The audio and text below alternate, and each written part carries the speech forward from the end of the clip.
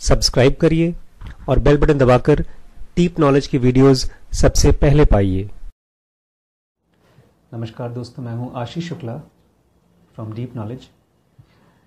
और मैं आपको, मुझे लगता है बहुत दिन से मेरे मन में ये बात चल रही थी कि किस तरह से मैं वो बात आप तक बता सकूं जो मुझे समझ में आई है। मैं कृष्णमूर्ति को पढ़ रहा हूँ, मैं गौतम बुद्धा को पढ़ रहा हूँ, मैं पीजे सहर को पढ़ रहा हूँ, मैं पतंजलि योग सूत्र पढ़ रहा हूँ, एक बार रामायण को भी पढ़ा मैंने। इनको पढ़ने के बाद मुझे शुरू में तो लगता था कि कैसे मुझे मिलेगा वो स्टेट, कैसे मिलेगा जो इन लोगों को मिला था। लेकिन बाद में ये सवाल ख़त्म हो गया मेरे मन में कि स्टेट कैसे मिलेगा, क्योंकि जैसे मुझे मालूम पड़ना शुरू हो गया ये क्या बोल रहे हैं, जैसे मुझे समझ में आना शुरू हो गया, वैसे वैसे मेरे मन में उस स्टेट को पाने की इच्छा ख़त्म हो गई और समझने की इच्छा मजबूत होने लगी। पहले ये होता था कि समझ में जितना भी थोड़ा बहुत आता था लगता था जल्दी पा लें इसको। शायद सबसे इम्पॉर्टेंट चीज़ यही है जो कृष्णमूर्ति या गौतम बुद्ध बोल रहे हैं।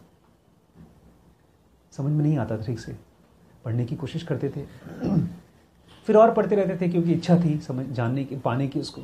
लेकिन जब तक पाने की इच्छा थी तब तक नहीं मिलता था। फिर एक दिन अचानक, काफ़ी साल हो गए, ये हुआ कि यार पता नहीं मिलेगा कि नहीं मिलेगा, कम से कम पढ़ के समझ ही लें। तो फिर जल्दबाजी ख़त्म हो गई पाने की, किताबें पढ़ना शुरू किया, पढ़ते रहे, नौकरी भी करते रहे।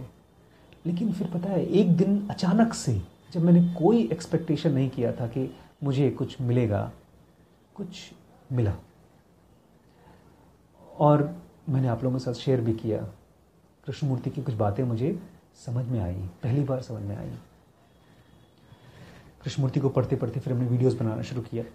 अगर आप मुझसे पूछें सर आपको ये कैसे समझ में आ रहा है, तो मैं कैसे बताऊं, बिकॉज जो तरीका आप पूछेंगे अगर मैं तरीका आपको बता दूं तो इसका मतलब ये है कि आप उसको कोशिश करें तब आपको समझ में आए। लेकिन जब मैंने कोई एक्सपेक्टेशन नहीं किया था तब वो समझ में आया था। गौतम बुद्ध की एक बहुत ख़ास बात है जो मुझे समझ में आई है, और जब मुझे वो समझ में आई तो मैं बहुत हल्का हो गया, बहुत ही हल्का हो गया। सारी टेंशन्स मेरे मन में से ऐसा लगता है जैसे सेकंड में गायब हो गए। कुछ दिन पहले एक भैया मुझसे बोल रहे थे कि कृष्णमूर्ति फाउंडेशन में उनको कोई मिला और बड़ा उनको बता रहा था कि ज़िंदगी में ना अगर तुम स्पिरिचुअलिज्म में घुसते हो तो तुम्हें अपने आप को पूरी तरह से ख़त्म होने के लिए रेडी करना पड़ेगा। अपनी सोशल स्टेटस, अपनी कमाई, अपना लाइफ, सब कुछ ख़त्म करने के लिए जब तुम रेडी रहोगे, उसको बोलते हैं एनिहिलेशन करने के लिए। जब तुम सेल्फ को ख़त्म होने के लिए रेडी रहोगे तब जाकर तुम्हें सेल्फ मिलता है। लेकिन ऐसा नहीं है। मैंने उनको बहुत पोलाइटली ये बोला कि ऐसा नहीं है, बिकॉज यहाँ पर खुद को ख़त्म करने की बात ही नहीं है। यहाँ पर किसी चीज़ को समझने की बात है। ये तो ऐसे ही है जैसे कोई कहे कि आपके हाथ में हीरे जवाहरात हैं और मैं आपसे कहूँ अगर तुम चाहते हो ना और कीमती हीरा तो तुम्हें इस हीरे को छोड़ना पड़ेगा, तब तुम्हें और कीमती हीरा मिलेगा। आप मुझसे पूछेंगे सर लेकिन मेरे पास हाथ में है कुछ, और आप बोल रहे हैं इसको फेंक दो और कोई ऐसी चीज़ पकड़ो जो मैं जानता ही नहीं, कोई गॉड, कोई स्पिरिचुअलिज्म, पता नहीं क्या है, कब को कल मिलेगी कि नहीं मिलेगी। लेकिन आज तो मेरे पास मेरी लाइफ तो है, मेरे डिज़ायर्स तो है। मैंने इच्छाओं को लेकर के अपने आप को एंजॉय करता हूँ, अच्छे कपड़े पहनता हूँ, अच्छे तरीके से खुश होता हूँ, दुख भी है उसमें लेकिन खुश तो होता हूँ। और मैं आपसे कह रहा हूँ, कोई आपसे कह रहा है कि इनको छोड़ दो, डिज़ायर्स को छोड़ दो, तब तुम्हें मुक्ति मिलेगी, एनलाइटनमेंट मिलेगा, लेकिन उसका तो कोई भरोसा ही नहीं, हम जानते ही नहीं क्या है। लेकिन ये पॉइंट पूरी तरह से उल्टे तरीके से हम समझ रहे हैं। जब ये मालूम पड़ जाता है, ध्यान से सुनिएगा, कि आपके हाथ में जो आपने पकड़ रखा है, जो भी आपकी इच्छाएं हैं वो पकड़ के रखिए उसको। कोई एक ऐसी चीज़ है जो बहुत ज़्यादा वैल्यूएबल है, और वो है, वो कैसा होता है, उसका नेचर क्या होता है, जब वो मालूम पड़ना शुरू हो जाता है तब आप भूल जाते हैं कि आपके हाथ में कोई चीज़ है। ठीक वैसे ही भूल जाते हैं जैसे एक छोटा बच्चा जब जवान होता है तो वो भूल जाता है मेरे पास खिलौने भी हैं घर में। अब उसको क्या दिखती है, उसको लड़कियां दिखती हैं। बचपन में उसको खिलौने दिखते थे, लेकिन जब जवान होता है तो लड़कियां दिखती हैं। ठीक ऐसे ही जब आदमी स्पिरिचुअली मैच्योर होता है तो भूल जाता है, मैच्योर होता है तब वो भूल जाता है कि इच्छाएं भी किसी काम की है। कल हम पप्पू जयकर को सुन रहे थे ना, पप्पू जयकर बोल रही थी अब मुझे बहुत सी इच्छाएं आती हैं लेकिन उनको पूरा करने का मन भी नहीं करता। गौतम बुद्ध ने यार क्यों अपना घर छोड़ा? हम सब लोग रोज देखते हैं, आपकी लाइफ में देखिए भी कितनी टेंशन, एग्जाम का रिजल्ट आने वाला है, लोग आए दिन मरते हैं, कितने लोग बीमार पड़ते हैं। हमको देख करके तो कभी मन में नहीं आता कि गौतम बुद्ध की तरह हम भी घर छोड़ के जाएं। क्या था जो गौतम बुद्ध को मिला? मैं ये नहीं बोल रहा हूं कि गौतम बुद्ध ने घर छोड़ दिया तो आप भी घर छोड़ के जाइए और उस चीज को खोजिए। मैं पूछ रहा हूं क्या था जो उनको मिला, वो मैं आपको शेयर करना चाहता हूं। सब लोग मुझे जब भी जो जान पहचान के लोग हैं, माँ बाप भाई, सब यही बोलते हैं कि गौतम बुद्ध से ना ज़्यादा कुछ सीखने को है नहीं, वो भगोड़ा आदमी था। भगोड़ा समझते हैं? अपनी जिम्मेदारियों से भाग गया, बीवी बच्चों को छोड़ के भाग गया। बट जो मैं आपसे बताना चाहता हूँ ना गौतम बुद्ध के बारे में, जब आपको समझ में आ जाएगी तो पता नहीं आप कब तक इस कुर्सी पे बैठेंगे, आप भी भाग चले जाएंगे। आप बोलेंगे सर मैं क्यों वेट करूं यहाँ पर, जो उनको मिला वो मुझे भी चाहिए। बुद्धा की प्रॉब्लम क्या थी पता है? वो अपनी लाइफ में से 2 प्रॉब्लम थी उनकी। एक तो वो कॉम्प्रोमाइज़ नहीं करना चाहते थे। हम और आप क्या होता है पता है, एक्सपेक्ट कर ले, मान लेते हैं ठीक है यार जिंदगी में खुशी भी है दुख भी है, और अल्टीमेटली दुख तो आएगा ही आएगा, जब आना होगा तब आएगा, तब तक एंजॉय कर लें, ठीक। लेकिन बुद्धा ने अभी बोला नहीं, सफरिंग है, दुख है और मुझे उसको ख़त्म करना है, क्योंकि वो बहुत ज़्यादा सेंसिटिव आदमी थे। सेंसिटिव समझते हैं? जरा सा भी कॉम्प्रोमाइज़ नहीं करने वाला आदमी। जिद्दी नहीं होता सेंसिटिव, मतलब जिसको प्रॉब्लम्स दिखती हैं। उनको दिख गया कि बॉस सफरिंग दुनिया में है और उसको ख़त्म होना है। उनको सफरिंग के बारे में कब मालूम पड़ा? जब पहली बार उन्होंने किसी बूढ़े को, बीमार को और मरे हुए को देखा। हम भी देखते हैं, उन्होंने भी देखा, लेकिन उन्होंने जब देखा then he had that sensitivity। और एक बात और मैं आपको बता दूं, ये बहुत से लोग बात मानते नहीं हैं, बुद्धा की जो सेंसिटिविटी थी ये एक जन्म की नहीं थी।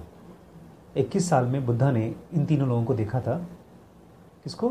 बूढ़े को, बीमार को और मरे हुए आदमी को। लेकिन ये 21 साल का खेल नहीं था, ये खेल उनके पिछले बहुत से जन्मों का खेल था।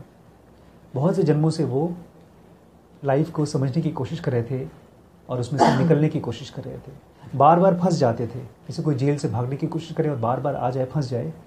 ये तो उनका आखिरी अटेम्प्ट था, लेकिन ये बहुत टाइम का इकट्ठा हुआ फल था।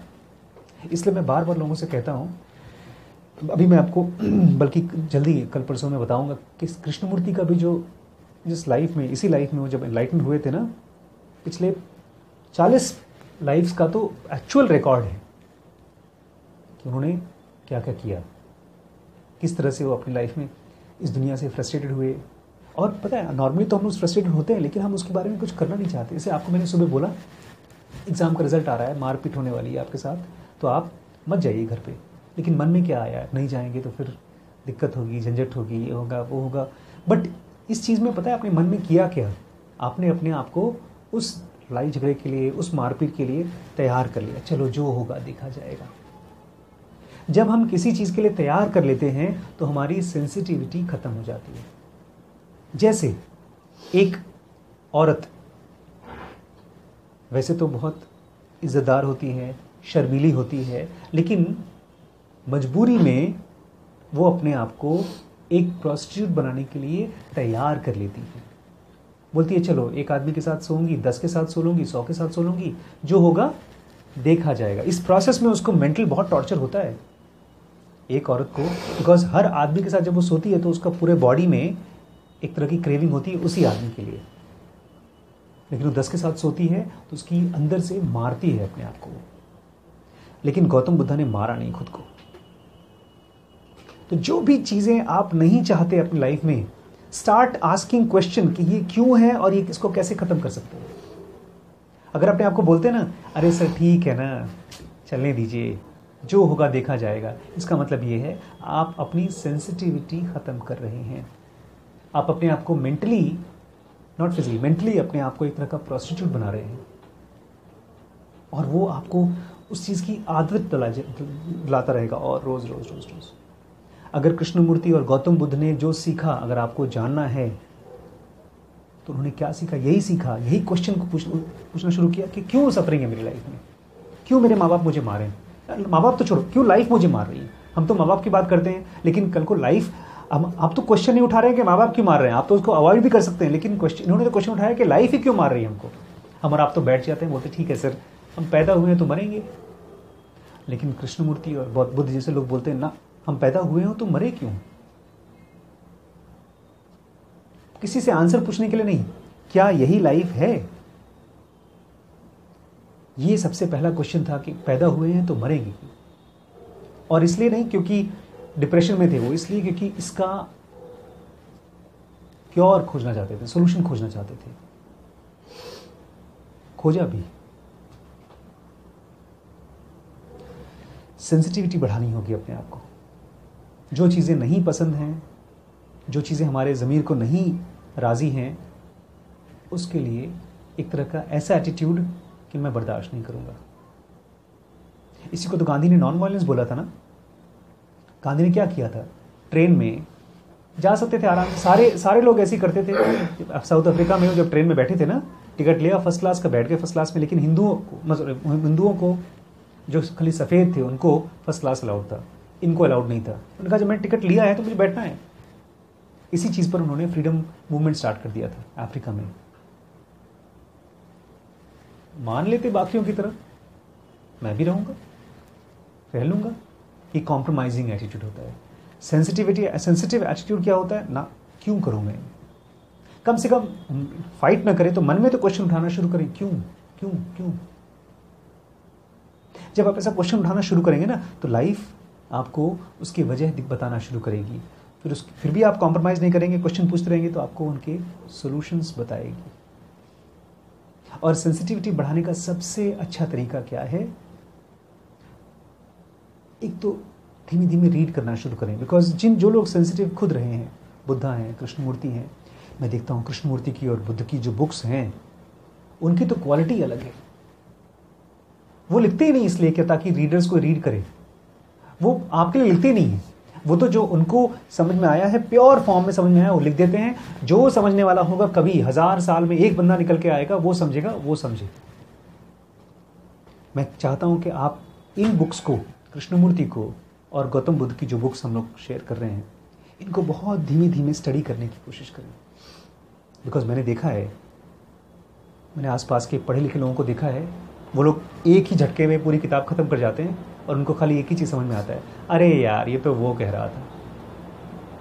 बट गौतम बुद्ध ने वो नहीं कहा, कोई बहुत खास चीज़ कही है, मैं बताऊंगा कल।